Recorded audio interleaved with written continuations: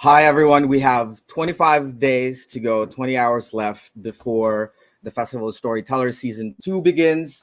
It's that event that brings the story and the story behind the story and the storytellers themselves directly to the readers and the world. And I'm very thrilled to introduce to you our featured author, Sam Bleicher. He's a professor of law at Georgetown University and a huge advocate of nature and environment conservation. And he's also the author of two very interesting books that we will be talking about today. And the title of those books, Sam, I know you have them with you. You have the chance to show it later. The first one is The Plot to Cool the Planet, and the second one is Guardians of the Solar Shield, Earth's Climate Mirrors Under Attack, 2029 to 2037. And And this one's pretty covers, I think. And I'm very excited to talk to you more about them, Sam. I know we've had a very pleasant chat in the backstage. One of the very first questions that I've always been interested to ask, and I'm sure our viewers who are catching us live from all our media channels right now are also very excited to know is, what is the resonating message that you would want to communicate to your readers? That's something that you want to leave them with. Yeah. Yes. The message that I want them to think about, there are two things. First of all, I want to educate them about climate change and about solar geoengineering as a possible step to ameliorate some of the damage. And the second thing is to people's minds to what sounds like crazy ideas, that we're going to put chemicals in the atmosphere that will dim the sun, or satellites in the atmosphere that will reflect some of the sun back into space. There are ideas about brightening clouds by putting more salt in the air, so that we get more clouds and we get more sunlight reflected out. These are all still in the theoretical stage. We haven't been able, the scientists have not been able to do tests, because there are already people who think it's dangerous to change Mother Nature, as if we haven't been changing Mother Nature for the last 150 years. And that's, so I just wanted to get people to think about something different, about how we might address this problem. Very scintillating message, Sam. I know that there's been plenty of talk about how we are preserving nature and how humanity is contributing to the decay of it. But before we segue to that, because I know that's a very interesting topic that we've had plenty of chance to talk about, I would like to give you a chance to give a brief overview of the books that you have. So now that they know the story behind the story that you have, I think our viewers are more interested to know about what is the story, about a quick synopsis maybe of the two books that you have. Well, it's hard to do a quick synopsis because they're complicated stories with many characters and twists and turns in plot that I hope will keep people's attention. The first one, which I did in 2019, is called The Plot to Cool the Planet. And it's about it begins with a scientist who is a strong advocate of taking serious, severe steps to try to control climate change, to try to reduce climate change, who is murdered. That's sort of one part of the story. The other part of the story is a group of scientists representing island states that see that they're going to get drowned, literally, that their populations will be drowned. And they wonder where they're going to go and who will accept them and what they will do when they get there. I mean, you take a fisherman from Maldives and put him in India, he may not be able to make a living there. There may be no way to do that. And that's the other part of the story. These ambassadors decide they're going to do a solar dimming, solar geoengineering experiment without anybody's authorization. They're going to get some private money. They're going to pursue this plot. And what happens when they do? And what happens when they do is they learn about what the Russians are doing, and the action turns to the UN Security Council and how this matter can get resolved. And it does get resolved. The Plot to Cool the Planet some people say, well, you're an optimist. I said, well, the story only ends in 2025. So this is early by comparison to the nature and extent of the problem. So that's the first book. The second book is Guardians of the Solar Shield, and it, in a way, picks up after the first book. It assumes that the world decides to put up a set of mirrors that will, around the Earth, that will generate electricity and reflect a couple of percent of solar radiation back into space and basically cool the Earth. And the story is really about how there are problems with this solution because they're run by human beings, and there is pressure to take care of certain interests internally within the organization. And there are also schemers on the outside, con men, extortionists, who figure out a way to get into the system and move these mirrors to certain people's benefit and certain people's, inevitably, certain other people's disadvantage. And of course, the answer is pay us money, we will make it to your advantage. And the effort to deal with that. Now, as I've described both of these books, I don't really talk at all about any personalities, but there are real characters, and I enjoyed writing about them and sort of, in some occasions, just letting them speak for themselves. Well, if I put this woman in this situation, what's she going to do? If I put this man in this situation, what's he going to do? How are they going to cope with the realities that they face and make it all work? And so I hope that will keep the reader's attention. Instead of having them say, oh, this is a science book, I won't read it, which I had that reaction. One person said she was bored until she got to page 12, and then something happened that made her read the rest of the book. Well, that's perfect. I mean, that's what I'm hoping for. And it had nothing to do with science.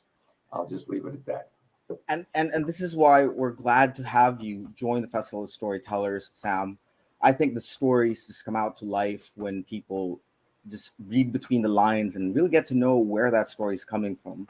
And from the first conversation that we've had until the story of the book, it's telling us that as a race, we have been playing at the odds, right? And we've kind of been juggling things and sometimes in denial. And I was going through the books that you have, and it's always a question really of, are we going to choose what's better for the environment, although it would require effort, or are we just continually going to lounge on the pleasures and the luxuries that we have, which is going to kill the environment? And I think that message has a very resonating sound for all of us. I'm going to transition to a lighter note, though, Sam, if you will, because I like the title. Even the title has a play of words in itself. Any story behind why the title, or any inspiration where we get the title from? Picking a title is one of the hardest parts about writing a book. I should tell you that I wrote a book under the pen name David Carmel back a few years before, called Appointments. And I chose the title because it fit the book. It was about somebody getting appointed to the Supreme Court. When I looked at appointments on Amazon after the fact, too late, I discovered that there are appointment books that people keep their calendars in. There are a lot of religious books that are appointment with God and so on. And my book was not surrounded by books that others would find interesting. This book is a political story about Washington, D.C. And one of my friends thinks it's the best book I wrote, but of course he's a Washington insider and he's interested in all this stuff. The plot to cool the planet, I discovered, much to my dismay. Some people thought that I was saying this was a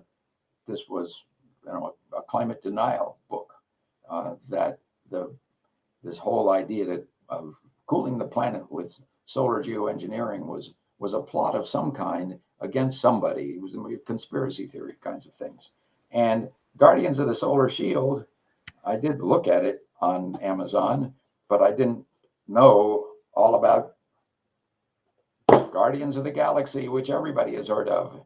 In fact, when you go on Amazon, you put Guardians of it fills in the galaxy after as an alternative, as a possible thing you're looking for. So the problem is I worked on the title last after I wrote the book. I tried to figure out what the title should be, and I'm not sure I did as good a job as I should have. I'll just leave it at that. I had some friends who advised me, and some of the titles, we would go over a dozen titles, and none of them seemed to be any better than these. So that's where we ended up. I think, and this is just my opinion, Sam, I think those titles were succinct, if you will. When you say The Plot to Cool the Planet is a controversial title, I think the discussion between environment and humanity's contribution towards what's happening to it is controversial in nature. And when we talk about Guardians of the Solar Shield, I think, well, I'm a fan of it, but at the same time, I think the true Guardians of the Galaxy is about protecting nature, and that's what the message is. The only thing that I find a little, how do I put this, suspenseful and thrilling, Sam, is that you put a date to it. And the last time I read a book that had a date to it, 1984, it almost seemed prophetic. Reading books with dates, right? If you can give us just a quick preview of, or maybe a cliffhanger of, if there's any content of that in the book, because I'm definitely going to grab some of these. What does happen in 2029 to 2037, Sam? Just a teaser, if you will. Well, yes. What happens between 2029 and 2037 is that two of the people who work for the Solar Shield Corps, the people who run this system, which is a UN quasi-military corps like the Coast Guard or the NOAA service, discover that there's some things going wrong, and they pursue it, and it gets to be a little bit of cops and robbers, and a little bit of blowing the whistle on some marginally corrupt internal activity. And that's what I hope keeps people's attention. Yes, the reason I absolutely. put the date, I want to add, though, that one of the things that distinguishes my book from Guardians of the Galaxy and 100 other fantasy stories is that the science is all real. I'm not making up any science. And to the best of my knowledge, the science is accurate. Now, that doesn't mean anybody's going to do these things this way, or that all of the technology will work. But the idea is, I want people to think about what we might do 5 years, 10 years from now, when we realize the Earth is burning up in various ways, and the displacement of human beings and the consequences for human beings are creating a situation that I think civilization will be in danger. Europeans certainly want to keep everybody out. The United States is not in a very different position. Is that going to work? If you try, maybe you can only carry that on so long when other people are starving, and when your own population is not very happy about that. So when I look at it, I think to myself, maybe it won't theoretically be fatal for humanity, but as a practical matter, our governments and our social institutions may not be able to handle it. And I mean, we have failed states in parts of the world right now, and we could have some major failed states over the coming decade. I'm starting to think that when I grab this book, I'm going to put a highlight particularly on that line that you shared, Sam. And there is still time to avert whatever that catastrophic or hopeful end, or make that hopeful end happen. It's very interesting. And this is why I really appreciate having the time with you. And it's great to have this opportunity for you to be able to communicate to your readers and share that message, because it struck a deep chord in me. And I know that you wish for the same for those who will be reading your book. And Sam, if there's anything that you would like to say to your readers who are tuned in right now, I'm going to give you the few minutes that we have left For to 30 say seconds, something. right? Well, there is one thing I'd like to say. No matter how bad things get or how bad things don't get, there is no doubt that doing some constructive things in the way of geoengineering will help. And it no matter how, if you save one life, that's wonderful. If you save 1,000,000 lives, that's even better. And I think that some of this will reach those kinds of proportions. And it may not ultimately save humanity. I haven't written a book about 2080 yet, and I'm not sure I'm prepared to. But the reality is that the sooner we take more dramatic steps, the less suffering there will be. I'll leave it at that.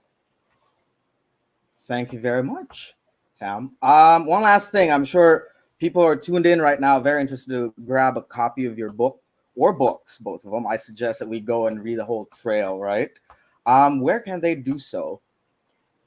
They're available everywhere. They're available on Amazon. They're available at Barnes and Noble. They're available in ebook on Amazon, and I think on Barnes and Noble. There's a website called bookshop.org, which is essentially a competitor to Amazon that shares. It's a nonprofit, and it shares its profit with local bookstores. If you don't like Amazon, which I can understand, and local bookstores can get the books because they're listed in Ingram's Guide. So if they don't have it in stock, which they probably won't, they can get it for you. So it's not hard to get it. You just have to reach out and do it. I hope people do.